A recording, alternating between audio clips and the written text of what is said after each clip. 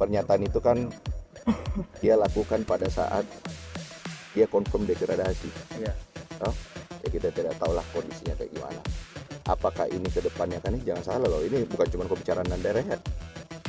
Ada beberapa pemain juga di tempat lain yang kayak gitu. Ya nggak boleh segampang begitu. Ini mereka kontrak sama kita. Coba dipikirkan kalau dia turun main di Liga 2, bagaimana dia punya psikolog? Saya dari Liga 1 turun Liga 2 loh. Kan berat jadinya. Pak Margini ngomong sebagai apa? Dia juga anggota Exco, dia juga ketua BTN, dia juga COO-nya Bayangkara. Nah, ya kan kita nggak tahu.